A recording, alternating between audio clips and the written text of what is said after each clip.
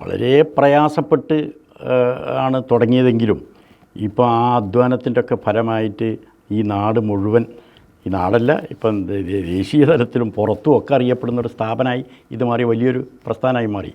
ഈ എന്താ പറയുക, ഈ ഭൗതിക വിദ്യാഭ്യാസ കാര്യത്തിൽ, ഈ ഭിന്നശേഷിക്കാരായ കുട്ടികളുടെ പഠന കാര്യത്തിൽ, അവരെ തൊഴിൽ പരിശീലന കാര്യത്തിൽ, അതുപോലെയുള്ള ഒരുപാട് നൂതനമായ വിദ്യാഭ്യാസ സ്ഥാപനങ്ങൾ, അങ്ങനെ വലിയൊരു വിദ്യാഭ്യാസ സമുച്ചയം തന്നെ കൊണ്ടുവന്ന് വളർത്തിക്കൊണ്ടുവന്ന് അതിൻ്റെ പിന്നിൽ നല്ലൊരു ജനവിഭാഗം അതിനെ സപ്പോർട്ട് ചെയ്യാനും ഉണ്ടാക്കിയൊരു രീതിയിലേക്ക് ഇത് മാറിക്കഴിഞ്ഞ വലിയൊരു സംഭവമായിട്ടാണ് എനിക്ക് തോന്നുന്നത്.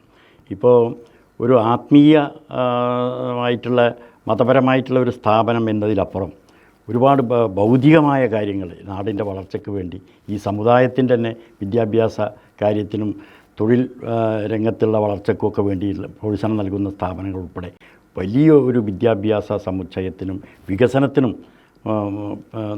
നേതൃത്വം കൊടുക്കാൻ ഖലീൽ ബുഖാരി തങ്ങൾ അവർക്കും അതുപോലെ തന്നെ ഈ സ്ഥാപനത്തിനും കഴിഞ്ഞു. അത് ലോകം മുഴുവൻ അംഗീകരിക്കപ്പെടുന്നു. ഒരുപാട് ആളുകൾ, അന്ന് ഞാൻ പറഞ്ഞില്ലേ, നേരത്തെ പറഞ്ഞ കാര്യം, എതിർത്ത് നിന്നവർ, എതിർത്ത് തോൽപ്പിക്കാൻ ശ്രമിച്ചവർ ഉൾപ്പെടെ ഇന്ന് ഇതിൻ്റെ ഭാഗമായി കാണുകയും ഇതിനോട് സഹകരിച്ചു പോകണമെന്ന ചിന്താഗതിയിലേക്ക് വരികയും ചെയ്യുന്ന നല്ലൊരു മാറ്റമാണ് എനിക്ക് കാണാൻ കഴിയുന്നത്. അന്നത്തെ സ്പർദ്ധയും എന്താ പറയുക, വിരോധവും വൈരാഗ്യമൊന്നും ഇല്ലാത്ത ഒരു മുഴുവൻ കഴിഞ്ഞു എന്ന് ഞാൻ ഒഴിവായി എന്ന് ഞാൻ പറയുന്നില്ല, എന്നാലും വലിയ മാറ്റം ആ കാര്യത്തിലുണ്ടായിട്ടുണ്ട്.